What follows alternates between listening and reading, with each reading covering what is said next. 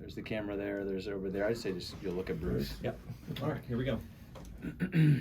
Welcome to Project Iron Warrior Podcast. I'm Bruce Hooley, and man, we have a treat for you guys today. One of my favorites. You are going to get to know the story of Tom Ryan, the head wrestling coach at Ohio State. He has an amazing faith story. He's got an amazing professional story, and Brandon and I are really looking forward to having Tom on the show. So, Tom, welcome, and Brandon, why don't you tell us how you know Tom? Tom, thanks for being on the show. Yeah, good to be with you. I know Tom. Well, I really started looking up to Tom.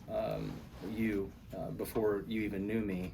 I wrestled Division I, wrestled for the Bobcats, and when I saw what was going on at Ohio State over the last 5 to 10 years, and some of the individuals that were coming out of that program, I began to realize that there was something deeper going on there than just NCAA champions, but boys were becoming men.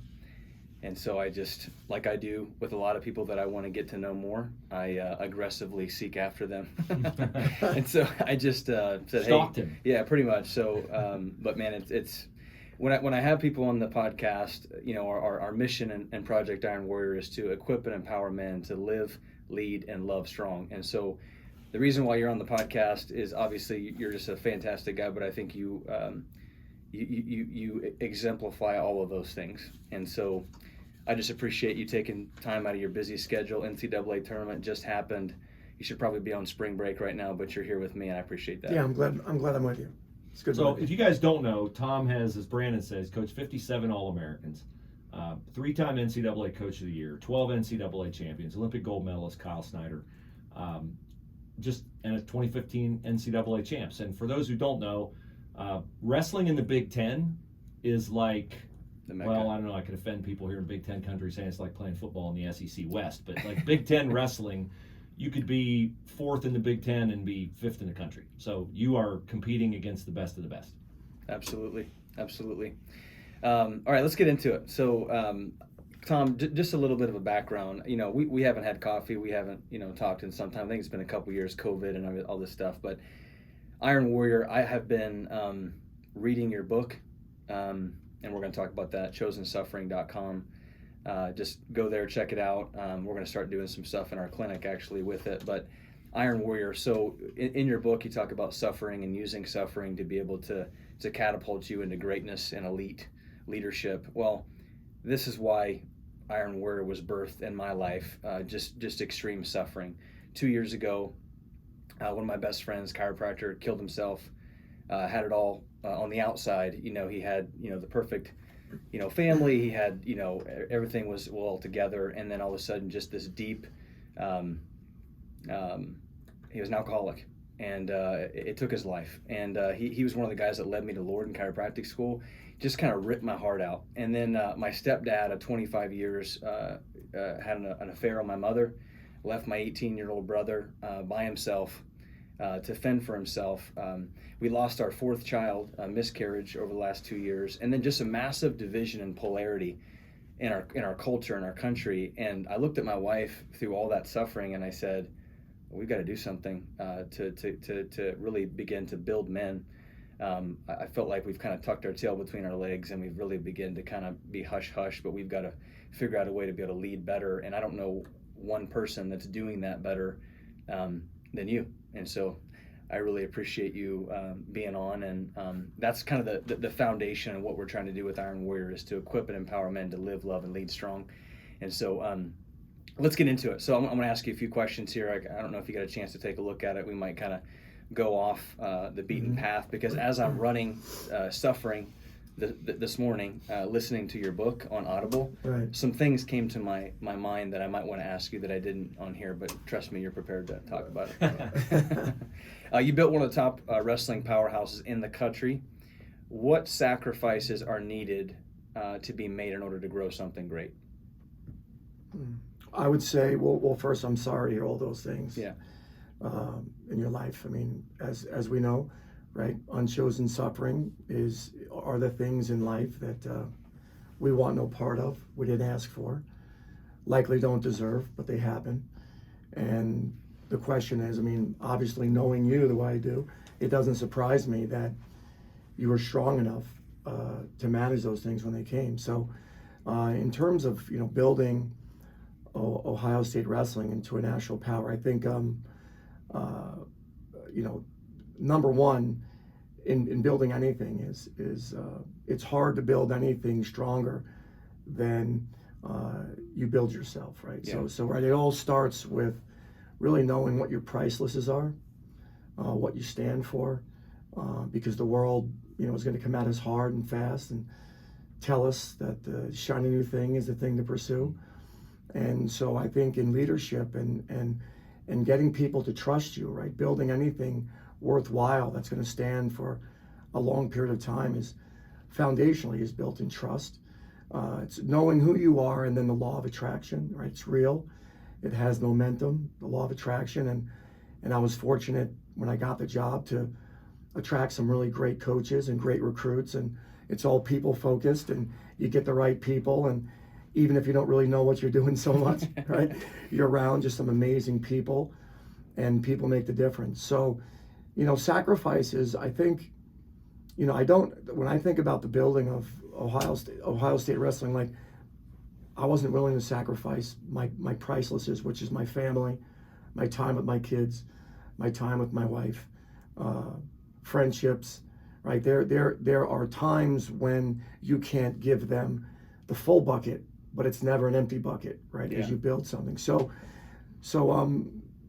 you know, it's all about people, and yeah. So I think Ohio State wrestling's built around a lot of great people, and so yeah. We talk about your pricelesses, and I was, you know, reading that or listening to that this morning. You said something: no one can lead others unless they lead themselves. And that was something that really stuck out to me. And sacrifice, and just letting your team know, letting the people that are around you know, there are certain pricelesses in my life that aren't going to be sacrificed, and that's because you can lead yourself, and therefore they want to be led by that. I always tell people, I'm not going to be willing to be led by somebody that I know has never suffered. You know what I mean? And so I think that's why I look up to you. And I told my wife the other day, I said, if I go back, do it over again, you know, I'll never take my college wrestling career back, but if I could walk on at Ohio State just to be coached by you instead of have a starting spot, I would have tried to do what you did at Iowa. Yeah, I appreciate that. Yeah. So that's good. For those who don't know the story, Tom, you were a successful college wrestler, and I think I'm right in this, is you had a hunger and admiration for what you saw from a distance at Iowa, where Dan Gable, the legendary Dan Gable, was the coach, and you wanted to challenge yourself by being part of the best. Yeah, I was on a full scholarship out at Syracuse. My brother was my roommate, and I was being challenged, and I was also very comfortable, you know, living with my older brother. But you know, I weighed my priceless, right? Webster's definition: so precious, its value can't be determined. And we really need to know what those things are in our lives, right? Like I said, the world is noisy and wants our attention, and we need to be disciplined enough to quiet it and really know what our pricelesses are. And for me at that time, as a 19-year-old, a priceless was simply to be the best wrestler in the country. And you know, the only way to really understand suffering is to immerse yourself in it. Right? That's the way. It's one thing to be on the outside looking in, and it's something else to be on the inside. And you know, at the time, Iowa Wrestling was the place to go. It was a legendary coach that had my trust, although I didn't know him. By the way he led and by the successes he had, I figured, hey, if he can help so-and-so win Olympic gold or national championship, he can help me. So, you know, it was a lot of trust in him and in what he did, Coach Gable. And I decided that you know, I would leave the full scholarship and take this chance.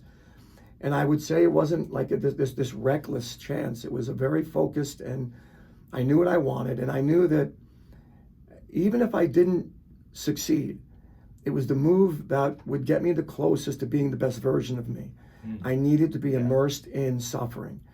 And you know, suffering has been something that, you know, it sounds so heavy, but it's really just, you know, I think its root is from deep love, right?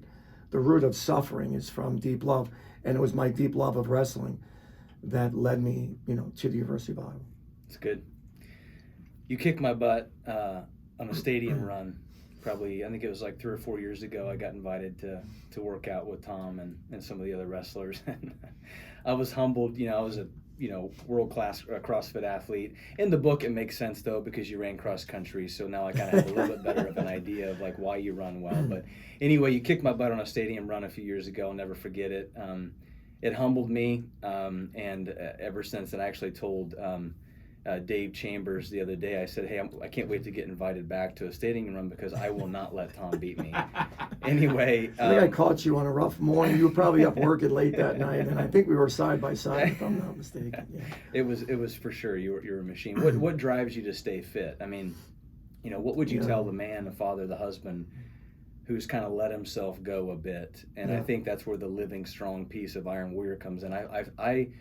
People ask me this time, pastors ask me this time, it's like there's a connection between your physiology and how that affects your emotional state, your relational state, your spiritual state. Like, what drives you to stay fit besides the fact that you wrestle with elite wrestlers and you have to? Right. Yeah. So I guess there's a lot of levels to why I stay fit. I think probably the most sustainable reason, right? There's shallow reasons, vanity reasons. I just like being lean and looking good. That's a very vain reason. And I don't know if that reason is long, and it's not long lasting. It's not sustainable just because I want to look good, right? Sure. That's very narrow minded and quite prideful. I think knowing my priceless is, look, I want to, I visualize this. I want to smash my grandson when he's a high school wrestler, right? Like I visualize that. Like I see that this kid's going to be 17 or 18 in his prime, and I want his 65-year-old grandfather to be able to whoop him.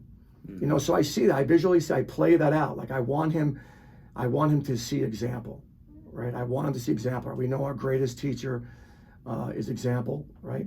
We lean in on those that, fortunately for us, we've had great examples, right?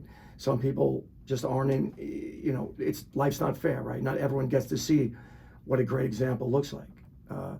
We've been fortunate to, and we've also been wise enough to pursue them. Yeah. Some people see them and don't follow them. So, so I think the big vision is always, it's other focused, right? Other focus is far more sustainable than me focused. So when I think of being fit, I want to be there for my son, for my daughters. I have 3 sons, 2, two on earth and 1 in heaven. I have a daughter on earth. And I want to be here for them as long as I possibly can. And being fit is a way I can make that happen in my control. I've talked about this in the past with, the warriors that are listening. If your what and your how are important, but if you don't have a why, you don't really have a way. And so what you said there was, hey, I love looking good. I mean, there's something, 65 years old, I'm at the beach, like there's something nice about that. And I also think that there's something, physical, that being able to do the things that we want to do as a man. But at the same time as well, it's like there's a deeper rooted reason as to why it is that I wake up every morning. And I've got 3 boys and they do everything that I do, right? So if you're the dad that sleeps in and watches Netflix and eats ice cream and chips every night before you go to bed, like your kids are probably going to do that too. And so there's got to be a bigger reason as to why that is, and I can't find a bigger reason than how to whoop your grandkids. I tell my wife that all the time. She goes, "Why do you push yourself like that?" Like, I'm doing a 50-mile trail run in Wow. Manistee State Park in August. My wife's like, "Why are you doing that?" And I said, "Because I want to suffer." And she goes, "But you love suffering." I was like, "I know, but there's a point in the middle of that where I think my boys I'm gonna be able to have this conversation, with my boys around the fire one of these days. Like, hey, Dad, why do you do these types of things? Because if I can do that, I can do a lot of things. Like, there's a lot of things in life that can break me. And then I want to be fit enough to where whenever they're in high school and they're in college and they come back and Dad's soft, and then we actually get to it, it's like, oh, I have my respect again. Right.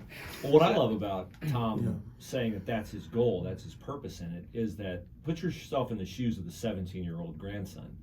And if your grandfather can do that, the demonstration of what it took to get to the point at age 65 or whatever that you can do that is the best way that you can communicate to that young man what it's going to take for him to realize his potential. Yeah. We can all lecture and pontificate about how things should be, but walking the walk out and showing it, demonstrating it, living it is, a much, much different commitment. Yeah, it's good. You're a man of God. You're not afraid to share your story, and I think that's why, as I'm piecing my way through the book, and I'm excited to kind of hear the testimony unfold. But where does your relationship with God, turn from, in the book you talk about you grew up, in a family. It was your mom, made you go to church, and it was, kind of the thing that you had to do. And you really kind of wanted to be wrestling and whatever. When did that become from more of like I believe to more of a relationship? Like what was the switch? Yeah, it's a line in the sand for me. It's clear as day when my mind really pursued truth. As you said, we were raised in a Catholic home, and you went to church, and you had communion and confirmation, and God was a part of our life. I would say I never thought deeply about whether he was real or not. And on February 16th of 2004, I was broken. Chosen suffering, which are the things we bring upon ourselves, like you're running a 50 miler. I mean, that is brutally difficult, right? And it brings us to a place, really drops us to our knees to some degree. And chosen suffering is so important because unchosen suffering may have long gaps in our lives, right, where we don't experience any. Sometimes it comes frequent and often, and sometimes it doesn't show its face for quite a while in our lives. But chosen suffering is something that we can bring upon ourselves often. And chosen suffering, I choose daily, right? I mean, a life principle to simply do something hard every day, right? So I was used to chosen suffering, but it never dropped me. It never made me consider how I got here and is God real or not. It was unchosen suffering that took me there, and that was the loss of my 5-year-old son, Teague, who died of a massive heart attack at the dinner table on February 16th of 2004. That broke me. And for anyone listening, if you've ever been broken, no man has ever broken me, although I've been beat up in the wrestling room before, but never broken. And this was a brokenness that I'd never experienced before. And it was that brokenness that made me stop and pursue the truth. And the truth was pretty much, to me, there were just two options to pursue. And one was there is no God, and my son is gone. And I'm strong enough to have moved forward, I think, if that's the way my journey took me. And option two was there's a God. So God became incredibly important in my life after the loss of my son, in my brokenness, and really digging deeply on whether or not there is this magical being in the sky that created everything, that loves me deeply, that wants the best for me, or is it all, a bunch of nonsense that people are believing? And it was when I dug in that I found the truth. And again, I wasn't pursuing Christ, I was pursuing the truth. I could have lived with pure evolution, that the beginning was started from nothing. I think I could have lived with that. But I only know where I am now, right? And where 2004, 2020, we're 18 years removed from that most devastating night in my family's life. We were all at the dinner table, right? All of our children were there, my wife was there. And I can only say what I know now, and that's God came into my life because I asked him in. I was a broken man. And I know my life's gone since I've submitted and decided he would be the authority in my life. And I don't always, right? But when I do, my life goes way better. So I know that from the time I submitted and committed to Christ, that my life's gone really well. Not without hardships, but I don't know where I'd be if I didn't. So that's really when my relationship began, is when I made it my priceless, right? I went from, it's crazy, at that time in my life, my children could have asked me a number of things about the sport of wrestling. I could have told them all the names of my closest friends and donors. I could have told them a lot of information, but I could not tell them where their brother was. And that was that was pathetic and devastating for me. For my son Jake, when we came back from the hospital and he asked me, "Where's Teague?" And quite frankly, I couldn't answer. But that became the foundation, the impetus for me to dig deeper and find out, where is he, right? Where is he? And the more I learned and the more I dug in, there's tremendous facts on whether or not Christ was real and lived and who he said he was. And I chose to believe that he was who he said he was. It's good.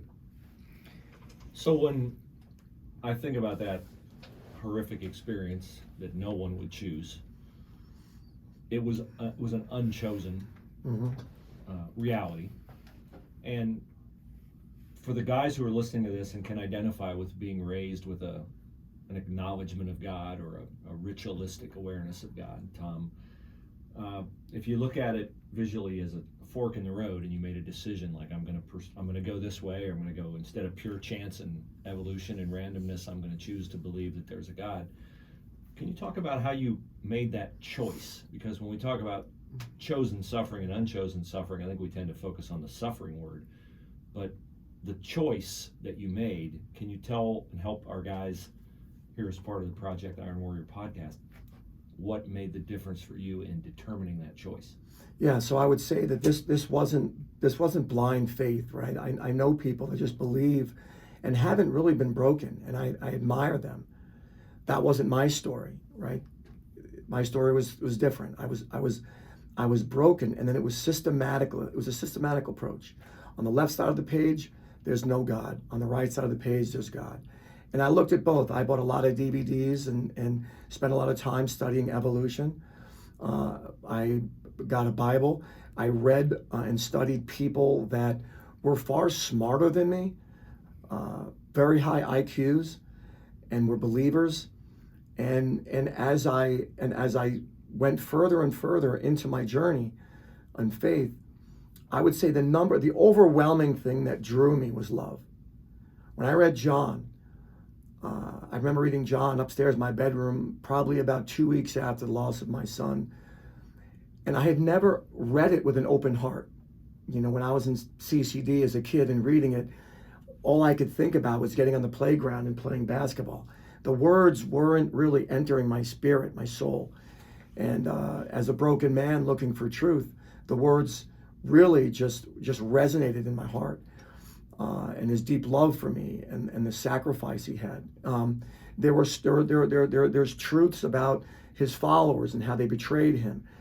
And then the night of his death, they betrayed him, and later they all died for him. So there was just a lot of information that I gathered that led me to believe. And I, you know, like anyone listening, like I didn't believe because I'm weak.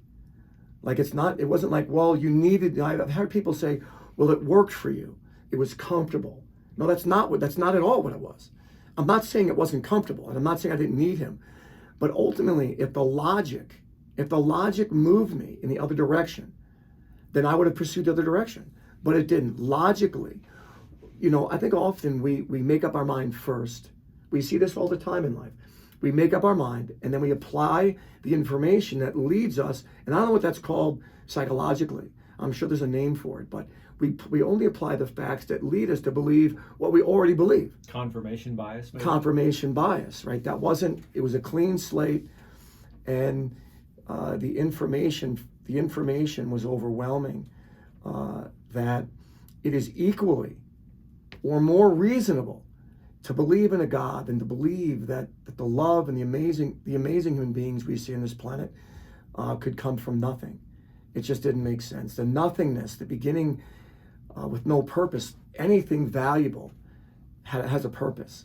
And how could it be the most valuable things on the planet, which are human beings, really had no purpose for a beginning? So ultimately, it was, for me, a very rational approach to coming to faith. It's good. I'm going to switch gears a little bit. Roy Hall, he's a good friend and he's a patient. He asked me this question after his adjustment the other day.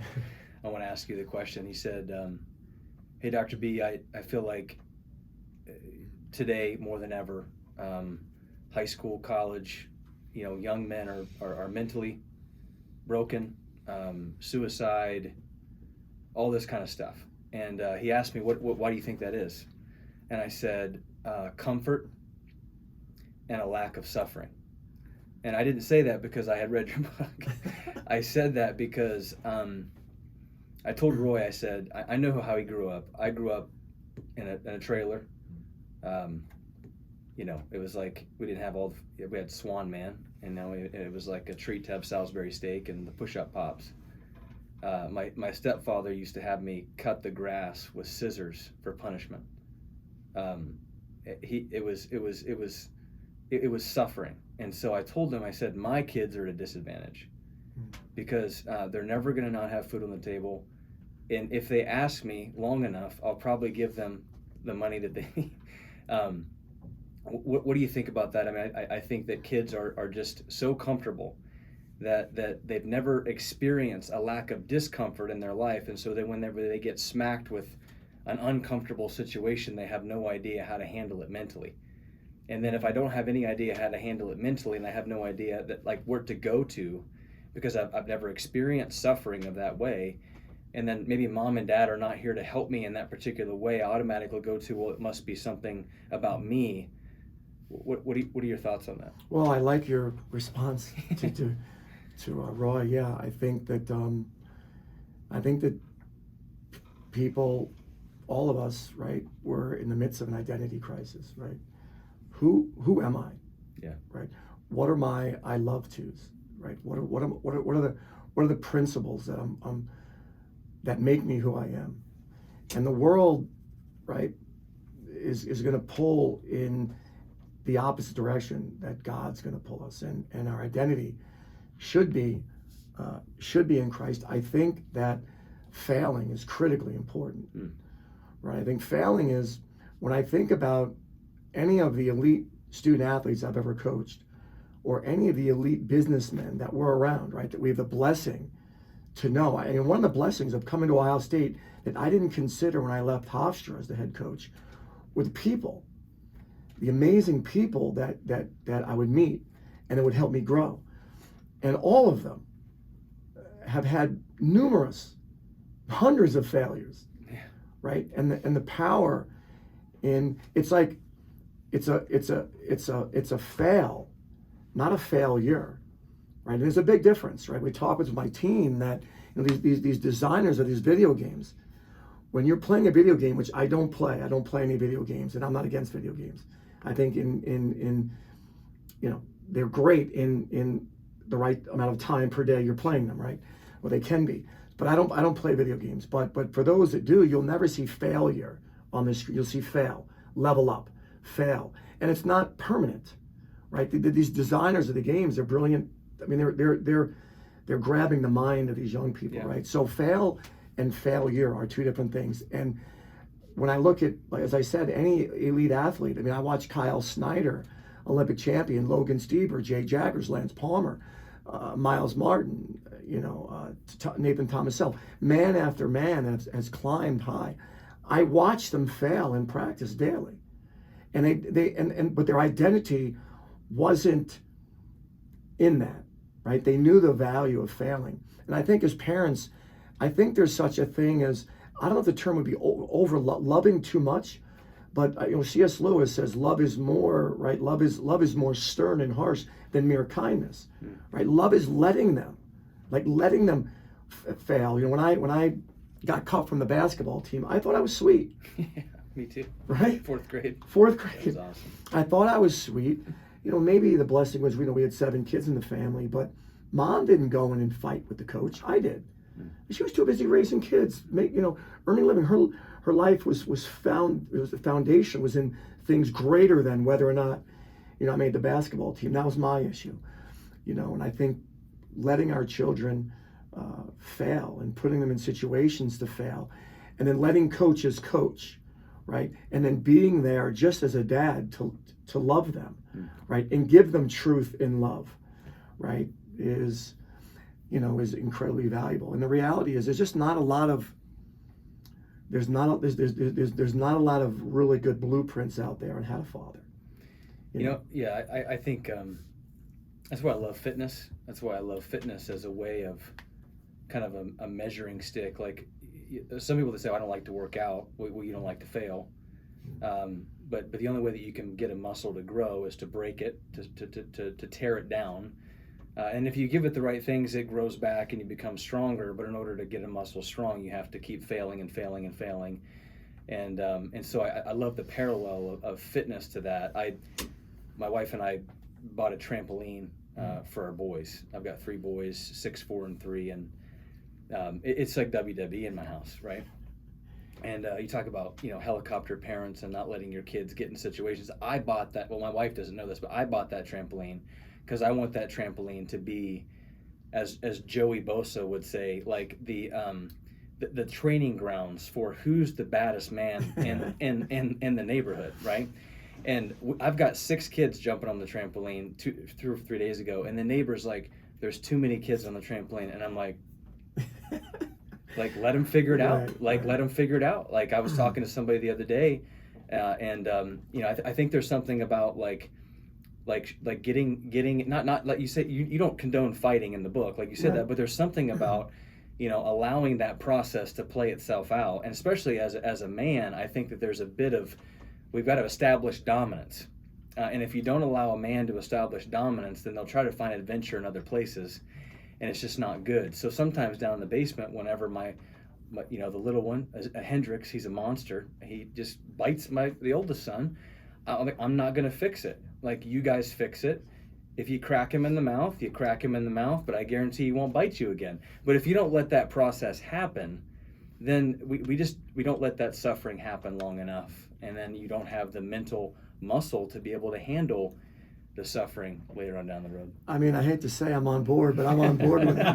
We had a trampoline, and not only for all those reasons, but your proprioception, right? Your body awareness in space and leg strength. We had 2 things in the yard. We had a trampoline and a rope, and a climbing rope. And when friends would come over, if you wanted ice cream, you had to hit the top of the rope. And I loved when my sons would say at times, well, listen, so-and-so can't make it to the top. If I climb it for him, can he get ice cream? And of course, probably should have said no, but I said yes. Yeah. Because the more he climbed, the happier I was. But some warped thinking, but priceless stuff, in the life of a young kid, learning about his capacity and fending for himself. It's good. It's good. I love the sport of wrestling. We got some guys on here that have never wrestled a day in their life, but I think it's one of the only sports that I know of, MMA, where nobody else can come save you, and I think that there's something powerful about that. How important is it for parents to expose their kids to a sport at which potentially nobody else can come save them or bail them out of a bad situation? I mean, I personally think that every single boy should at least, or man, or even woman at this particular point now. I mean, we got high school women's wrestling, we got all kinds of different things. I think there's power in I'm on my back and I can't call timeout, or I can't call mom and dad to bail me out of a bad situation. Do you think there's value in that? Yeah, there's tremendous value in problem solving, right? And as you said earlier, I mean, you learn how to problem solve by problem solving, and if that's not happening, that's a problem. Yeah. Right. So, wrestling, whatever sport, wrestling in particular is a beautiful sport on so many levels, right? We've seen wrestlers with one leg. Yeah. There was a Anthony Robles is about to break the world record for most pull-ups in 24 hours. I think it's like 8,000 pull-ups. Oh, he's going for the record. He's going for the record. And the irony in his story is this is a kid who started wrestling. He has one leg. He was born with one leg. And in time, after years and years of chosen suffering, can you imagine how many times he got whipped and how many times his brain was in a position that he just couldn't figure out how to move in a way to make it so he could actually score points? By his senior year in college, the world was saying that's an advantage. To have one leg. He's got an advantage. I mean, mind-blowing way of thinking. But he turned it into no advantage, but a way he figured out by losing, right? By learning through the sport. So you know, to take what God gave him and make the most of it. And he went on to win a national championship in Division One. We saw a young man in wrestling with no legs win a national championship, right? Division Three national champ, Ackerman, I think his name was. So, you know, wrestling presents, you know, that there's no one to blame. It's on me. Self-assessment, you know, how can I improve? And it really causes, right, the internal view rather than the external view. And it is a lot more fun to look in everybody else's, inspect everyone else's life rather than your own. But real growth, you know, occurs when we're digging in, and wrestling has done that for so many. There's a gentleman that I follow. I can't think of his name, but he has no legs, and he's really big in the CrossFit world. He owns a gym, I think, in New York somewhere, and he was talking about his story. I mean, it shows him doing muscle-ups with a wheelchair and handstand push-ups and all these different types of physical feats. But the one thing that he said that stuck out to me is that when I was a young kid and I had no legs, my mom used to put my sippy cups on the top shelf.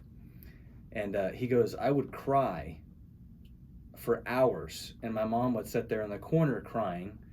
And after, you know, many years of making my way up to the top to get my sippy cups, I asked, you know, my mom, like, why did you do that? I mean, for hours she would sit there and she was crying because she felt bad, but she knows she couldn't get the sippy cups. She said, if I would have put those down at the level at which you could have reached them, you never would have become the man that you are today. And I think there's that switch in a parent where it's like, okay, I'm broken now because, like, you've whined enough. I don't want to let you suffer, or I'm just going to give up. There's in the parents' eyes, there's got to be a little bit of suffering there as well in order to allow your kid to suffer. In wrestling, my mom's like, I had so many gray hairs because of what you put me through and all these different things, but my mom is tougher.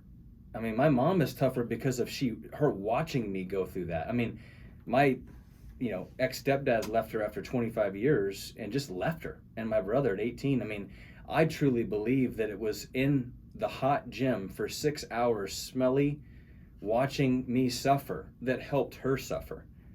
And so not letting your kids suffer, not letting yourself go through those situations, it almost makes you and everybody around you weaker. I mean, I can speak to just men like you that just the data is undeniable, right? The facts are undeniable that the men I've coached that climb the highest and dig the deepest, right, are men who in their home learned these principles, right? The ones whose mommy came to their defense, and it's never my son, right? And it wasn't, ill-intended love, right? It was just pure love. Like, no one's gonna, couldn't be my boy, right? It wasn't set out to be something that was wrong or something that might, teach them something that they should have been learning. It's not mothers. It's fine, hard pressed to find moms that want something that's not good for them. But the reality is, or fathers, right? Moms or dads. But the great recruits I've had, the ones that really developed, they lived in a home where there were consequences, where they weren't put on a pedestal because they're great wrestlers, right? That they were able to separate, their greatness as a competitor from their decision making as a human being, and they climb really high, and they're used to be told no, and you're able to share truth and love with them, and they can absorb it and know that it's coming from a place of love. So, I mean, that's, to me, like, that's a non-negotiable. That's black and white for me in the recruiting world, and what I've seen in young people that really develop on the wrestling mat. It's good. It's good. Tom, I'm curious, in the wrestling world, because we talk so much about challenging guys and guys growing from those challenges. One of my favorite verses is Proverbs 20:30. Blows and wounds scrub away evil, but beatings purge the inmost being. I mean, that's something that you wouldn't like say, yeah, sign me up for that. Yeah, right. But I mean, it does do that. And, that concept of purging. But we're in an era now in NCAA athletics where it's never been easier for guys to go find a quote unquote better opportunity. And so many guys at the level of Ohio State, the great programs, you earn your stripes. You don't walk in as a freshman and wrestle. Do you find because of the mindset of wrestlers, which it's a sport we've talked about, the physical challenges, and you have to, get beat up, grow, get better, is that less of a challenge, less of a thing at the Division I wrestling level, elite level, or is it more of a thing because they're at a place like Ohio State because, hey, I was great in high school, I come here and whoa, what's going on? I'm not great right now. Yeah, I think it varies from person to person, I would say, but it's a real thing. I mean, the transfer portal is an interesting, it's got benefits, and it has some things that are very concerning, I think, for anybody in the sporting world. And, you've got the timing of the transfer portal and NILs, right? Name, image, and likeness is a scary dynamic to put, hand in hand. And immediate transfer eligibility. There used to be a cost to transfer. Yeah, no cost to transfer. And, what have you done from lately? I think the positive thing, and I try to always spin it, to how does it help me become better, right? It's about, I think all great leaders do three things really well, right? When you talk about building an organization or whatever it is, there's the three C's, right? It's competence, right? You got to know your job. If a wrestler comes to Ohio State University and they believe that our staff is competent, right? We understand training, right? We understand technique. We understand how to develop them. That's critically important, competence. I think character is a big one, right? The second C, it's like the people that I want to come and help build Ohio State wrestling, they're not the type of people that aren't paying attention to the leader's character, right? They're digging in like we're digging in, right? We're looking at, you can wrestle really well, but you've got some serious blemishes, some things that concern us. Let's address these things. What happened? And then the third one is just connection. And I think connection is a huge piece. And the connection piece is the piece that, before, the connection's not strong, but you've got to stay because the rules demand you to stay. That's not that good of a reason from a coaching standpoint. It's too safe for coaches. You can never leave. No matter what I do, you can't leave, right? So I like the transfer portal from that standpoint. Like, if this coach isn't connecting with you deeply and not sharing truth and love with you and not being an example, and then I understand it, right? But the concern are the ones that need tough love and have been raised in a place where when you get tough love, you hit the highway. That's the concern, right? What's the next best thing? So, we've got some guys in the transfer portal right now that we're helping find another place, right? We sit with them, we meet with them. Look, you likely will never start here, right? There's a chance you'll never start here. Let's weigh your price list, right? You came initially thinking, I'm going to will myself to it. It's worth the risk. And now you're later in your career. I mean, Rocky Jordan is transferring, one of the great men I've ever met. Incredible work ethic, incredible family, right? An amazing wrestler. He happens to be caught in a weight with two of our best guys, and they're all very close. And so we're helping Rock, right, find a place that's a really good fit for him in his last season. So those are the type of things, when you see people in the portal and whatnot,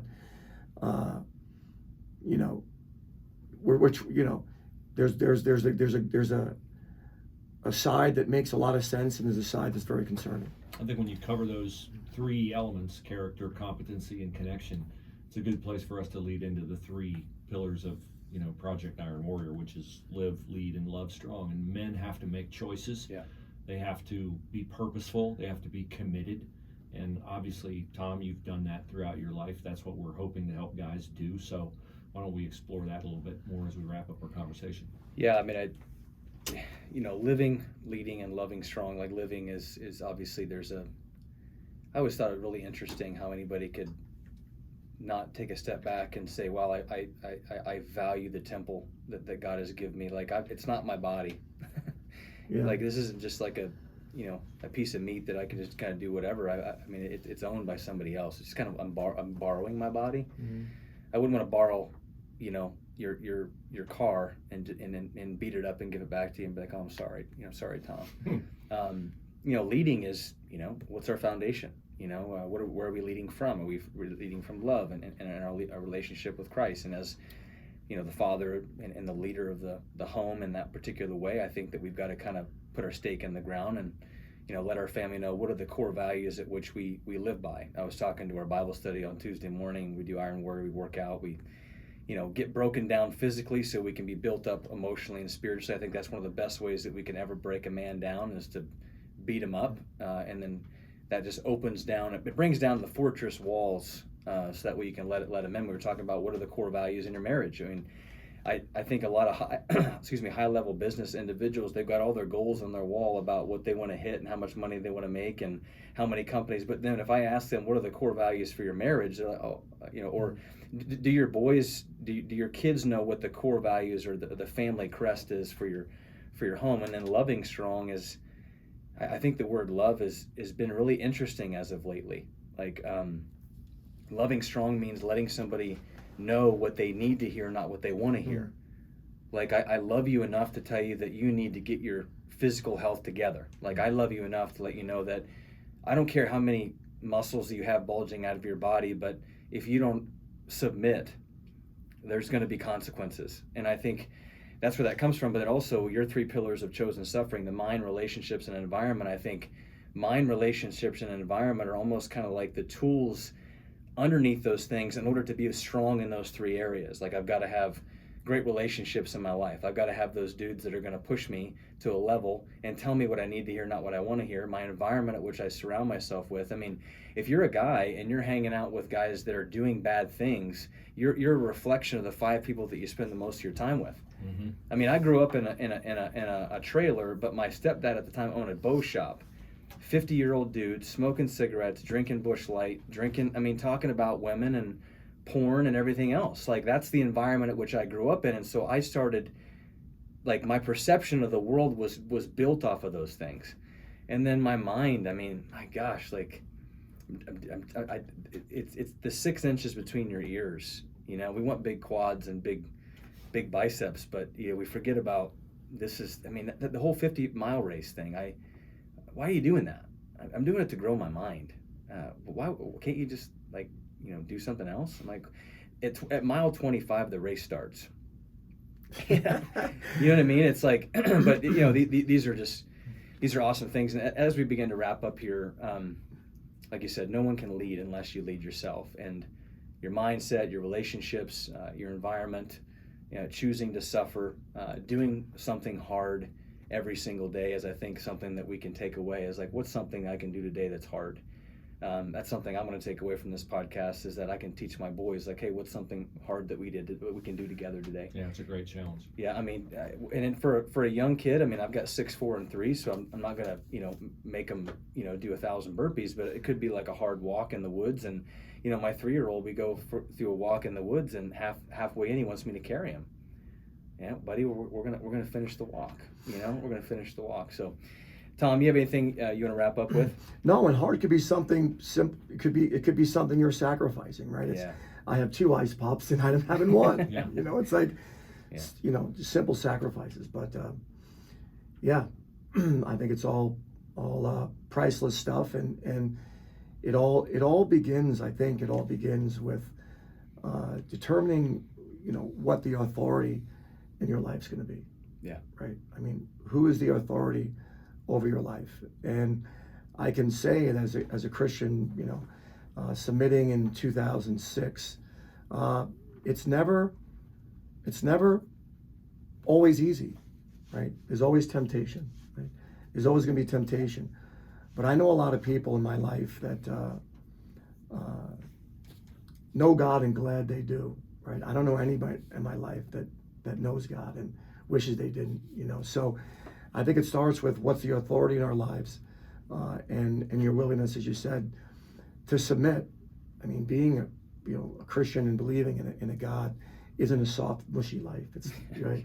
It's not a soft, mushy life. So it's really wrapping our mind around what is priceless to us, truly priceless, and then surrounding ourselves with people and environments that help move us forward in those processes. So it's not easy, but it's worth it.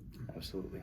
You know, Tom, as I've gotten to know you, and occasionally I'll text you in the morning when I'm reading a chapter from Proverbs that corresponds to like the date of the month, because there are verses that make me think of Tom because of the choices that he's made in his life and his fact that chosensuffering.com is his website. I read a verse the other day, which I think I've dubbed this verse the GOAT verse, the greatest of all time verse, because it's Proverbs 23:23. You know, and Jordan was 23, and so the greatest of all time verse is, "Buy the truth and do not sell it. Get wisdom, discipline, and understanding." And so much of what we've talked about today, so much of the Project Iron Warrior lifestyle is built around that one word that gets a bad rap, is discipline. Yeah. And discipline requires self-control. Self-control is a gift of the Holy Spirit. You know, you made choices. It takes discipline to make tough choices, to do the hard thing, to choose suffering. But discipline is something that God's built into our life and that we have to build into our life. We have to make wise choices. We have to buy the truth and not sell it.